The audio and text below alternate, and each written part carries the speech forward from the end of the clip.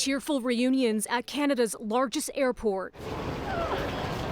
Evacuees fleeing a war zone in Sudan welcomed home after a harrowing escape. It was extremely overwhelming. It was filled with panic and fear. Dalia Abadi and her parents were visiting Sudan's capital, Khartoum, for Ramadan when violent chaos erupted. Nearly 2 weeks of conflict between Sudan's army and a paramilitary group has killed hundreds and triggered a rush to get foreigners out of the country. We, as Canadians, I consider myself to be privileged to have been able to get out. But the Toronto woman says a lack of information from the Canadian government during the first 10 days of the unrest left her feeling hopeless, until she and her family finally learned they'd be airlifted out in a German rescue flight. At this point, more than 200 Canadians have left Sudan and are now in safe third countries. Speaking in Ottawa, Foreign Affairs Minister Mélanie Joly sharing an update on evacuation efforts, saying 2 Canadian flights left Sudan Thursday morning. So far, she adds, around 800 Canadians there have reached out to Global Affairs for help. Now, our main preoccupation in terms of operation at this point is to make sure that the ceasefire, which is technically ending tonight, is extended.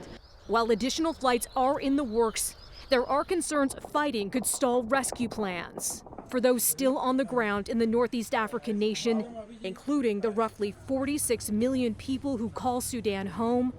Supplies of food, gas, and medicine are running low, deepening an already troubling humanitarian crisis.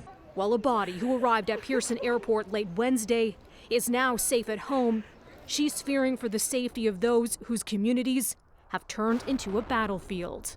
For the Sudani people in Sudan, my heart was with them, and I'm praying. Sorry.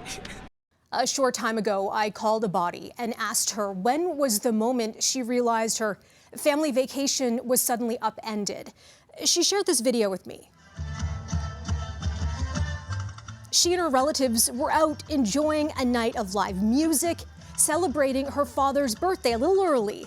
This was the night before the violence broke out. She shared some pictures of her and her family. At 8 a.m. the next day, she says she woke up to the sound of gunfire. Abadi also sharing her concern about an emerging hotspot in the crisis. Thousands are flocking to Sudan's border with Egypt, where there are long lines and little food. Melissa Duggan, City News.